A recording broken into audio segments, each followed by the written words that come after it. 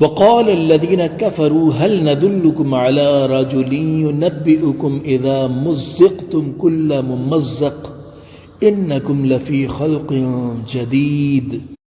ترجمہ کنز عرفان۔ اور کافر بولے کیا ہم تمہیں ایسا مرد بتا دیں جو تمہیں خبر دے کہ جب تم بالکل ریزہ ریزہ ہو جاؤ گے تو پھر تم دوبارہ نئی پیدائش میں ہوگے۔ تفسیر صراط الجنان۔ اس آیت میں کفار کا حال بیان کیا جا رہا ہے کہ کافروں نے تعجب کرتے ہوئے ایک دوسرے سے کہا کیا ہم تمہیں ایک ایسے مرد کے بارے میں بتا دیں جو تمہیں یہ عجیب و غریب خبر دے کہ جب تم مرنے کے بعد بالکل ریزہ ریزہ ہو جاؤ گے تو پھر تمہیں دوبارہ نئے سرے سے پیدا کیا جائے گا۔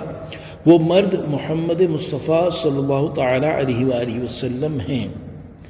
افترى على الله كذبا ام به جنة بل الذين لا يؤمنون بالآخرة في العذاب والضلال البعيد۔ ترجمہ کنز عرفان۔ کیا اس نبی نے اللہ پر جھوٹ باندھا ہے یا اسے پاگل پن کا مرض ہے؟ بلکہ وہ لوگ جو آخرت پر ایمان نہیں لاتے وہ عذاب اور دور کی گمراہی میں ہیں۔ تفسیر صراط الجنان۔ اس آیت میں ایک احتمال یہ ہے کہ یہ کفار کی گفتگو کا بقیہ حصہ ہے، اور ایک احتمال یہ ہے کہ جو کفار گفتگو سن رہے تھے انہوں نے کہا کہ کیا اس نبی نے اللہ تعالیٰ کی طرف یہ بات منسوب کر کے اس پر جھوٹ باندھا ہے یا اسے پاگل پن کا مرض ہے جو وہ ایسی عجیب و غریب باتیں کہتے ہیں۔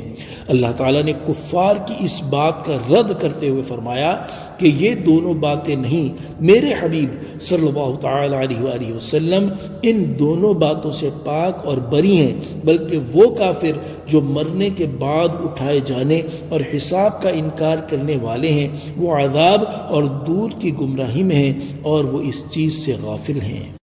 افلم يروا الى ما بين ايديهم وما خلفهم من السماء والارض ان نشأ نخسف بهم الارض او نسقط عليهم كسفا من السماء ان في ذلك لآية لكل عبد منيب۔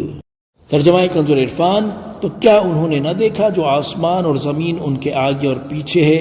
اگر ہم چاہیں تو انہیں زمین میں دھسا دیں یا ان پر آسمان کا ٹکڑا گرا دیں، بے شک اس میں ہر رجوع لانے والے بندے کے لیے نشانی ہے۔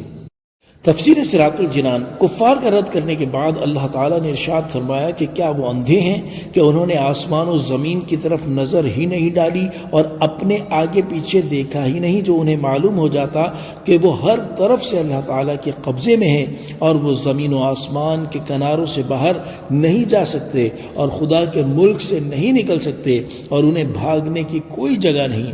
انہوں نے آیات اور رسول کی تکذیب و انکار کے دہشت انگیز جرم کا ارتکاب کرتے ہوئے خوف نہ کھایا اور اپنی اس حالت کا خیال کر کے نہ ڈرے۔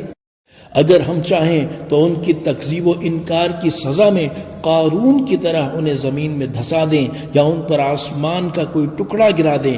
بے شک زمین و آسمان کی طرف نظر کرنے اور ان میں غور و فکر کرنے میں اپنے رب عز و جل کی طرف رجوع لانے والے ہر بندے کے لیے نشانی ہے جو اس بات پر دلالت کرتی ہے کہ اللہ تعالیٰ مرنے کے بعد دوبارہ زندہ کرنے پر اور اس کے منکر کو عذاب دینے پر اور ہر ممکن چیز پر قادر ہے۔ صلو علی الحبیب صلی اللہ تعالی علی محمد صلی اللہ تعالی علیہ وآلہ وسلم۔